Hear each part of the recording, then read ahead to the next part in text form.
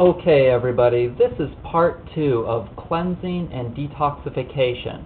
I did it and you can too, an article that I wrote for Ezine Articles. And in the last segment, we talked about a book called Dr. Bernard Jensen's Guide to Better Bowel Care.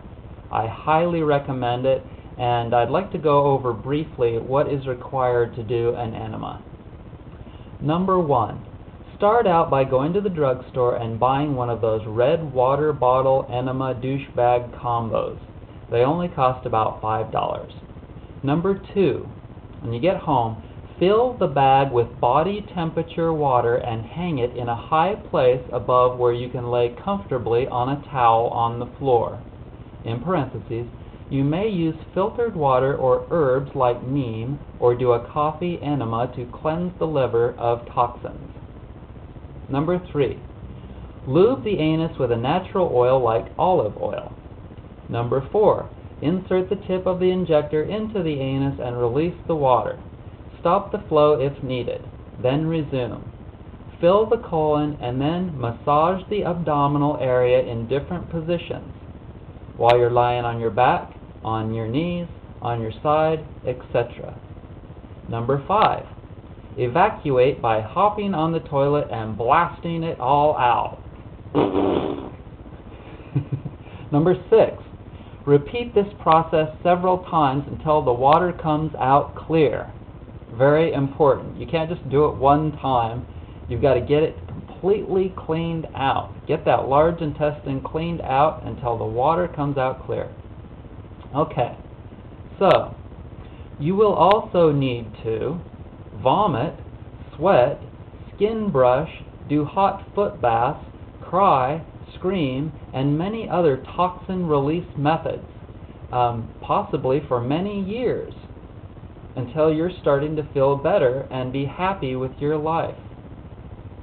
Cleansing is also mental, emotional, spiritual, as well as physical. Don't get stuck on just changing your diet. If you do, you'll hit a wall and you will not be able to proceed. In parentheses, I had no idea of all the emotional pain that I'd built up in regards to growing up with an alcoholic. Al-Anon meetings for 4 years and releasing lots of tears got me through many a difficult day and painful night. Cleansing is an up and down roller coaster of highs and lows. The lows are often called a healing crisis that can last for days or even weeks. Hang in there. You can do it. If you need to take a break, that's fine. Oftentimes, the liver and kidneys need a break, and it is good to go back to some of the foods that give relief, like organic meat or potatoes, or even a sweet like coconut ice cream. Try not to go back to processed foods. Please. Do not go back to processed, nasty, preservative-laden foods. Don't forget to connect with God, Jah, Allah, Buddha, or Krishna regularly. This is critical to being able to send and receive information from the source of all things. Without this inspiration, you will not survive. I'd like to say that one more time. You need to be able to connect with creation for your body, mind, and soul to survive. I'd like to end this second segment, and please go to the third segment of Cleansing and Detoxification. I did it, and you can too.